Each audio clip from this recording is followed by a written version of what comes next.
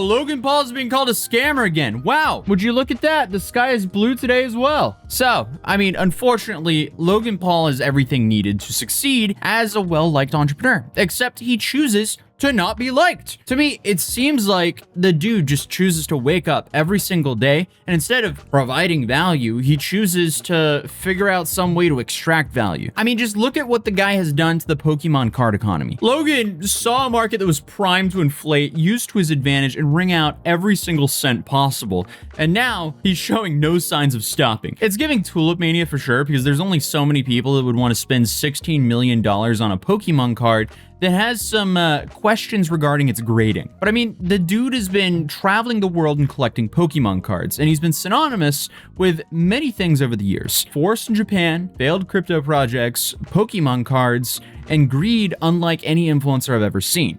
And now he's back at it again, making headlines yet again. Because this time he sold his infamous PSA 10 Pikachu Illustrator card for a whopping $16.5 million. And there are a bunch of people online who claim that Logan actually had zero right to do that, both morally and legally. And not only that, he's also already pushing his next digital Pokemon card project before the last one is even blown over. So do you guys remember this card? The one he made his entire personality. The one he allegedly spent $5.3 million on. The one he set the Guinness World Record on and wore to WrestleMania. You might have seen the card I was wearing around my neck. This is the rarest card in the entire world. The most valuable Pokemon card in the entire hobby. The holy grail right here. See, when I first started in Pokemon, like most curious collectors, I looked up the most expensive Pokemon card. And this was it. The Pikachu Illustrator. So this is apparently the quote-unquote rarest Pokemon card of all time. Once it was just a fable, whispered among collectors and fans alike.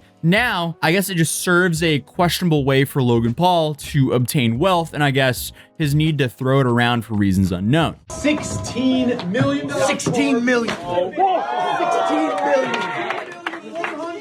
16.1, baby. Well, what's actually the problem, besides the fact that $16.5 million for a single Pokemon card is absolutely insane? Well, we could start with the fact that Logan technically isn't supposed to own the card, at least fully outright, or at least not more than, roughly half of it. Because if you're confused about how anyone else could own parts of his card while it's clearly iced out around his neck in his possession, don't worry, I'll explain. Because Liquid Marketplace, that was introduced in 2021 to 2022 as a way for regular people to co-own top-tier assets like expensive trading cards and NFTs. So instead of just one rich guy hoarding these expensive assets, you now have multiple rich guys hoarding expensive assets, but then normal people can buy digital IOU tokens to, I guess, owning these digital assets that these rich guys are hoarding. What could go wrong? Apparently a whole lot. So you may have seen me introduce myself as a co-founder of Liquid Marketplace. I think our team is what solidifies us as one of the most dominant fractionalization co-ownership platforms. We have the most elusive,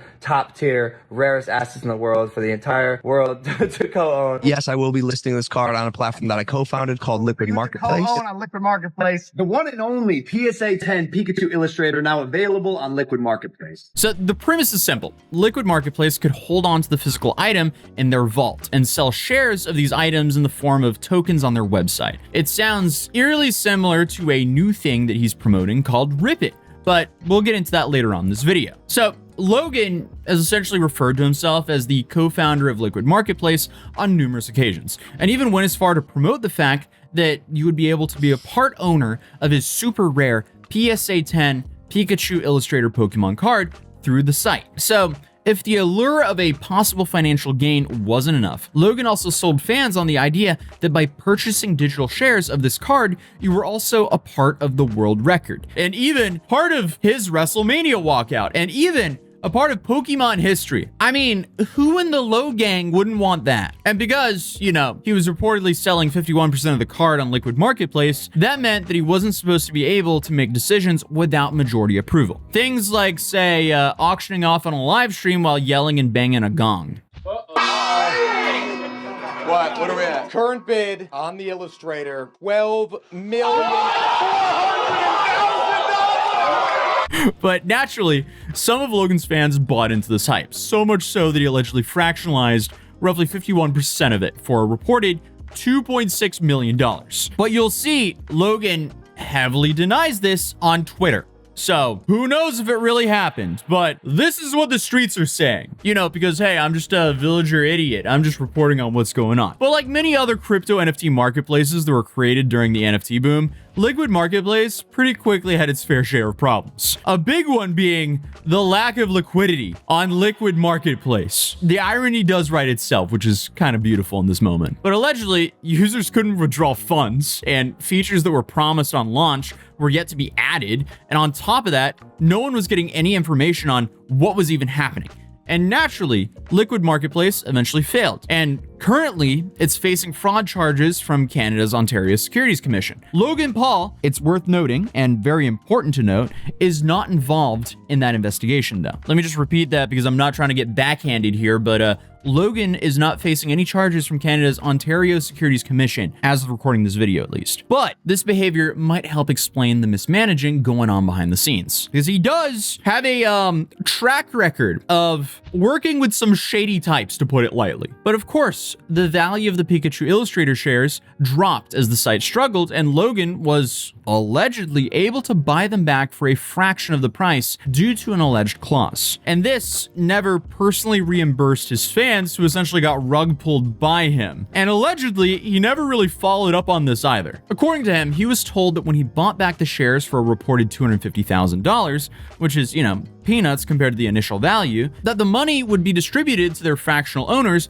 based on their respective percentages. You know, only a 90% loss there for all the holders, but at least Logan makes some money. But actually, scratch that. Allegedly, the 90% loss didn't even happen. It was basically 100% loss because they didn't see anything from that investment. Again, allegedly, the money just went poof. It was gone. As soon as it was sent to Liquid Marketplace, gone forever. So I guess no one got reimbursed, and I guess Logan Paul had no idea this whole time. But all of the tweets that Logan's been making in an attempt to do damage control are getting community noted with reminders that Logan himself boasted about being a Liquid Marketplace co-founder multiple times on multiple platforms. And he sort of is, reputationally at least, on the hook for some of these actions, especially in the early days. Because this definitely does not look good for his reputation nor his image. Because, I mean, this destroyed his reputation yet again. Because, I mean, it doesn't seem like people are just coming up with this stuff on their own. The clips are everywhere. So, of course, eyebrows started to raise when Logan announced that he was going to be selling the card in partnership with Goldin Auctions, owned by Ken Goldin, who is quite the character himself. Like, here's a quote from Twitter, from Dub Mentality. "Let me get this straight. If you don't like his company, you're too poor to buy from him. And you also don't like collectibles. Is that about it?" And then he quoted this video. "You just don't understand the business and you just want to hate." What I find is the people that complain about stuff are the people that will never be my customers in the first place, normally do not have the money to spend to buy a single thing on Goldin.com. And they just want to and be bitter because they can't be happy. They want to tear down an industry. Maybe they missed the train. Maybe they have nothing better to do with their life. If you love collectibles, then you love this sale. All right, dude. That was certainly a response. But Goldin Auctions, they've already raised concerns from people online who seem to think they're not so legit. And immediately, all of the old partial owners of this card who thought they had the IOU tokens of this card, they were still waiting for some of their payouts and started to wonder if they would actually see any reimbursement from the sale that just happened, since, you know, they'd essentially been rug pulled by Logan's platform, in their opinion. Because people rightfully so called it unfair and not his card to sell, because wasn't he supposed to only be the 49% owner? And even if he bought back all the shares fair and square, but the problem is, you know, the investors allegedly didn't even get their shares or any money back for that buyback. So I don't know what's going on there. I feel like the coolest thing he could do here is just give all the investors their portion of that sale, because then he still pockets roughly $8 million from this, or, well, you know, after taxes less, but, you know, on paper, he gets $8 million. And then he proves to the world, look at that, I did something that actually made people money. Why wouldn't he do that? Because these fans believed him, even after he proved time and time again to be, you know, less than trustworthy. Crypto Zoo. Dink Doink. There's probably a handful of others I can't remember off the top of my head as well. But I guess in the end, it seems like Logan thinks he's off the hook, because in a recent tweet, Logan claims that even though he offered to sell up to 51% of the card on Liquid Marketplace, he only actually sold a measly 5.4% for about $270,000 in 2022. My main question is then, where is the $2.6 million from? Because that's a pretty big difference, to say the least. But I mean, with all the threads on Reddit, people showing themselves being blocked by Logan in real time, it feels like there's more than just a few people who allegedly lost some money here. But now they're all online, and some of them are trying to hold Logan accountable any way possible. And then you have others in the whole separate camp who consider themselves smarter for not falling victim to this ploy and are reminding people that apparently the site's terms and conditions said that they could decide to sell the item without consulting the shareholders. So it's sort of on them in their opinion. But overall, I mean, this just shows you why you should never put money in anything like this. So technically, by the terms, Logan had every right to sell the card for its outrageous price tag to an equally outrageous buyer, because the winning bid for the rare card was placed by the venture capitalist AJ Scaramucci, the son of former White House communications director Anthony Scaramucci. But for reasons I don't know, AJ Scaramucci is reportedly on a quest to collect the uncollectible. He reportedly also hopes to eventually buy a T-Rex dinosaur fossil and the Declaration of Independence on his planetary treasure hunt. And AJ was even ready nearby on the live stream to come receive his new card. Or chain, I guess. So that made a lot of people speculate, wait a second, was all of this planned to begin with to build hype with an enormous sale around this site? I don't know. But whether it's for AJ's planetary treasure hunt or Logan's newest endeavor, Rippet.co, I don't know. And speaking of, let's talk about the new project. So Rippet.co is another website built around virtual card openings. Except on Rippet, they're supposed to represent real physical packs that you can reportedly then choose to either sell for instant cash, store in their vault, or ship straight to your door. And I'm gonna be real here, but this sounds exactly like those hypebeast digital unboxing sites that his brother Jake Paul was promoting back in 2017. And I don't know about you guys, but to me, in my opinion, this kind of feels like gambling. Sure, one could argue that Pokemon cards are gambling, but having the immediate option to sell the cards for instant cash on this virtual unboxing website makes it seem a whole lot more like gambling to me. Seems like a big gray zone. But once again, Logan has his face comfortably plastered all across their branding and their website. So, will he scrub his ties with Rippet in a few years? Who knows? Rippet is a new collectible platform co-founded by Logan Paul. Every single one of the first edition cards that are about to be pooled will be given away for free to those who join the waitlist for Rippet, including the guaranteed holographic card that could be a Charizard worth up to $550,000, maybe even more. But the final allegation of this whole story, which Logan also denied on Twitter, is that he benefited from insider trading on Polymarket during the entire auction. But again, there's literally zero concrete evidence here. But a Twitter user did notice a Polymarket account with the same profile photo as the one Logan had, profiting off of some pretty interesting bets during the auction. So these would be some bets from someone who would have an idea of what the sale price would be going for. Now, is this a coincidence? Logan seems to think so. And yeah, I guess someone could have changed their profile picture to the same one as his so that allegations like this would get thrown around.